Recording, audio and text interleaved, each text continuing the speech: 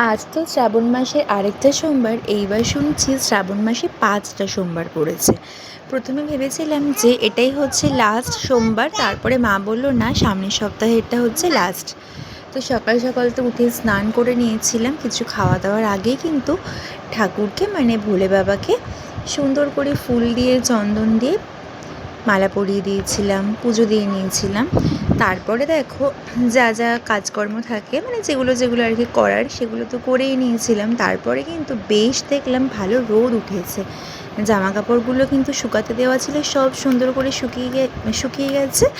এক গামলা উপচে পড়ছে এত জামা কাপড়, সেগুলো সব নিয়ে এসেছিলাম। আর এই যে এখন দেখতে পাচ্ছ যে ধোসা খেতে গেছিলাম হচ্ছে কাল তো রবিবার ছিল। তো সম্রাটের সাথে একটু স্যাফরনে গেছিলাম, ভাবলাম একটু ধোসা খাবো। তারপরে ভেবেছিলাম দুটো জবা গাছ কিনবো, কিন্তু কাকু বললো যে জবা গাছ নাকি এখনও ভালো আসেনি, টগর গাছ নিতে। কিন্তু অলরেডি আমার 3 রকমের টগর গাছ আছে। তারপরে ব্লিঙ্কিট থেকে অর্ডার করেছিলাম ডাইপার, ম্যামি পোকো প্যান্টসটা ইউজ করি, তো দাদা দিয়ে গেল। তো সম্রাট ওখান থেকে বেরিয়ে গিয়েছিলো, আমি আর বোন চলে গিয়েছিলাম আবার মিয়ামোড়ে। তারপরে কিন্তু মিয়ামোর থেকে টুকটাক কিছু খেয়ে আজকে যে পুজো দেবো সেই জন্য শিব ঠাকুরের জন্য ফুল নিয়ে চলে এসেছিলাম বাড়ি।